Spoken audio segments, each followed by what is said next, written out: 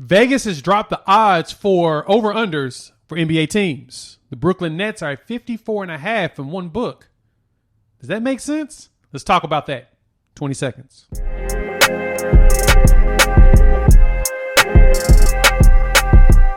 What's good, everybody? It's your boy Jay here with Unfair Sports, where we take a pensive approach to the sports conversation. And in this video, we're going to talk about over-unders for the Brooklyn Nets and a couple of other teams. Is 54.5 a fair number? All right, so Jay, let's go over to the NBA as we approach the regular season in a shade under a couple of months.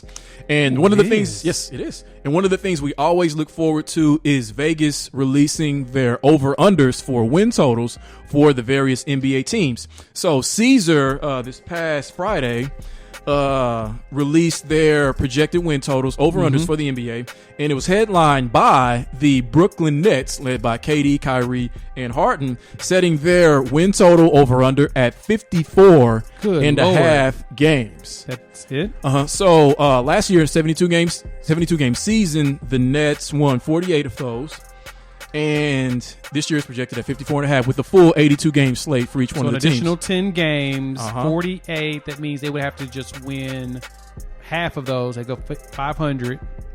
So if they go 500, then that would get them at 55. So fair or unfair, the Brooklyn Nets will win 54 games or less. I think it's unfair. I still have the Nets as my favorite in the East. I don't trust their health still. I will never trust their health.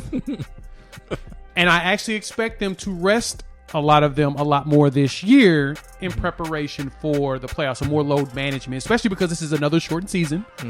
The finals ended in mid-July. True. Brooklyn was out in June?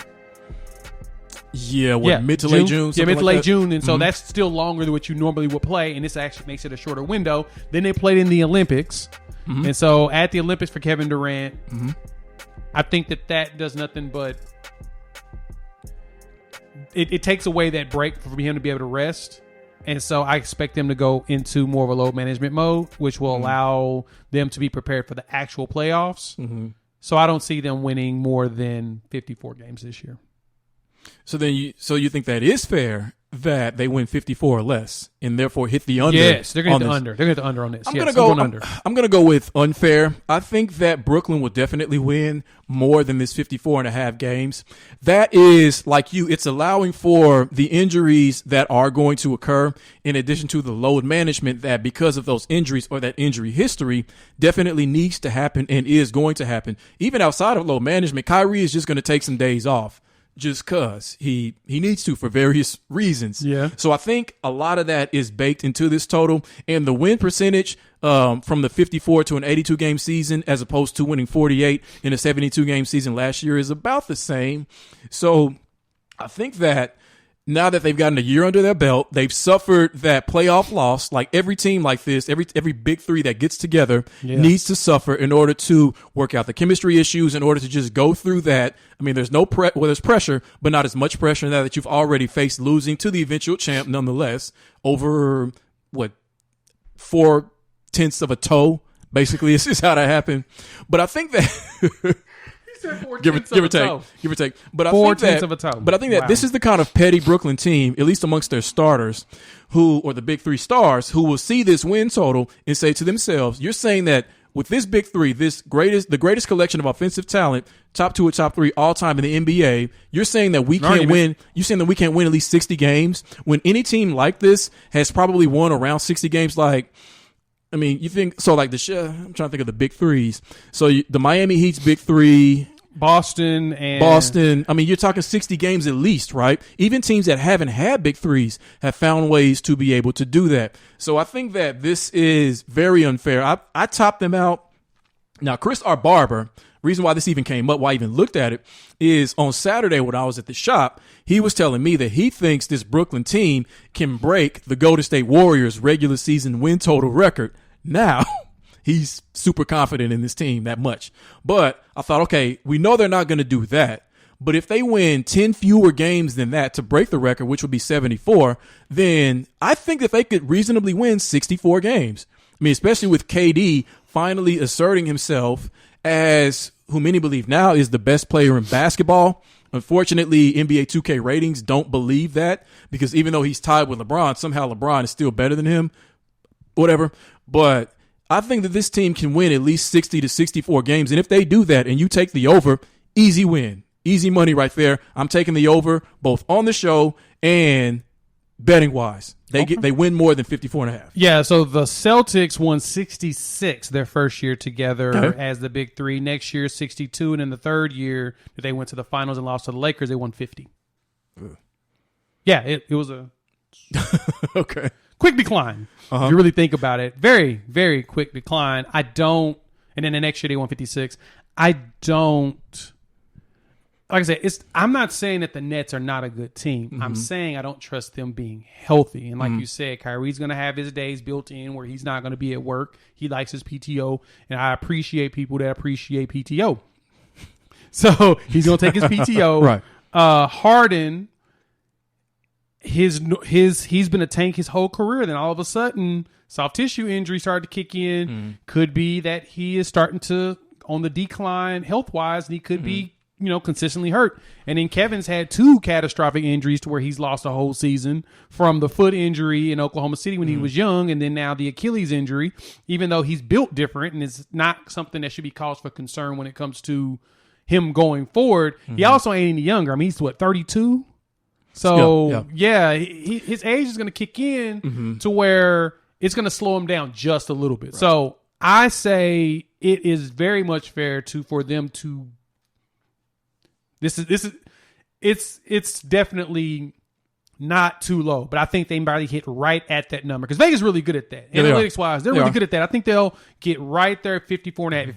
If you can get 53.5, go over. 54, you might want to stay at 54 because it'll probably hit even. 54.5, I think it goes under. On the best number I think they'll have is 55, in which some books it looks like I already have the Nets at 55.5. So your best number is 55. Right. So if you take the over, all you need is for the Nets to not lose more than 27 times. With this collection of talent, with a year under their belt, there's no way I can not take the over. I know it looks like a trap. You think it's a trap. Might very well be. It may trap, no. It is no. It's intended to be a trap, but I think Vegas is going to lose. Right. Because just because it's supposed to be a trap doesn't mean you have to fall in it. It's a trap. Yeah, it's not a trap. It's a trap. Now, so with that, there were some other win totals that were also released. You had the Bucks, the reigning champ, the Buccaneers at 53. Bucks and Bucks both won. So exactly. That's true. At 53.5. Would you take the over or under on the Bucks? I'll go over on the Bucks. Over. They stay healthy. I mean, they won 60-something games 2 years ago. So yeah, they're pretty consistent when it comes to everybody playing.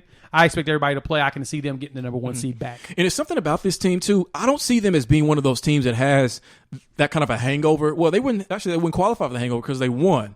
I could see them being just. I don't think they're going to change much. I don't think they need to change much at all. And I think that still puts them in the top 2, top 3 teams in the league, just like your Buccaneers. They don't need to change hardly anything at all. You get everybody back. Good. Yeah. Just make a few tweaks here and there and then keep going because, I mean, you're still the machine and no one can still beat you so long as you have the GOAT. Right. And all the film people are going to look at for Tampa Bay is going to be they can't look at the season stuff. They have to look at the Super Bowl stuff because they changed things up in the Super Bowl. So they were prepared. So there you go. Exactly. All right. You have the Lakers, Sixers, and Jazz at 51.5 each. Lakers, Sixers, and Jazz. So for the Lakers, would you take the over or under on 51.5?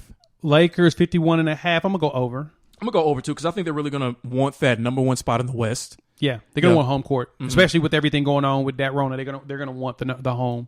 The Sixers. Yeah, 51.5. It depends what happens with Ben Simmons. I call them as an over team, but if they keep Ben, they're under. And I think it's more so just because there's going to be all kinds of mess in the locker room. Just Ben's ready to go. They got to get rid of Ben. I mean, it depends on who they get back. Like, if somehow they work out this trade with Portland and you get Dame Lillard in it, then I would definitely take the over. But you're right. If you keep Ben Simmons or you bring in, some draft picks and some other players who were good but really don't measure up to what his impact would be, then you take the under. So you're right. It does depend upon that. And I fear that we won't know the answer to the question of what happens with Ben Simmons until the season starts. I think he's going to be in a Deshaun Watson type situation where he's there every day, going through the motions. Everybody's uncomfortable. Nobody knows what's going to happen in the future. Elephants in the room. Yep. Yeah, exactly. And it's just going to be another day. All right. The Jazz, 51.5. I'll go over. They're a regular season team. Exactly. They're a strong regular season team. They are built, focused, and want to win in the regular season. They want that number one spot, too. Right, because nobody's going to hunt out Rudy Gobert in the regular season. They just wait to the playoffs to do that. Right. Exactly. Then it's 5-out spacing all day long. Yep. Next all right, thing you know. Last one, Western Conference champs, 50.5, the Suns. Over under on that. That's 50.5. I think teams are going to figure them out this year. The Young Bucks aren't going to probably be as consistent. I think they'll be one of the 50-win teams. I'll give them that. I'll go over. I'll say 51 would be what they hit. I'm gonna slightly go over too. I'm gonna give them 51 to 52. It's hard for me to I'll think. Just 51 as well. It's hard for me to think that this team that just went through the playoffs as they did, and that you still have Chris Paul, that they're gonna lose. What would it be? More than 31 times. It's hard for me to think of them taking 31 L's. Maybe 21, maybe 25. I'm not seeing 31 L's. I can see 30 L's. 30? Yeah. 30 L's is probably the max that I'll give them. So, yeah, same thing. Yeah.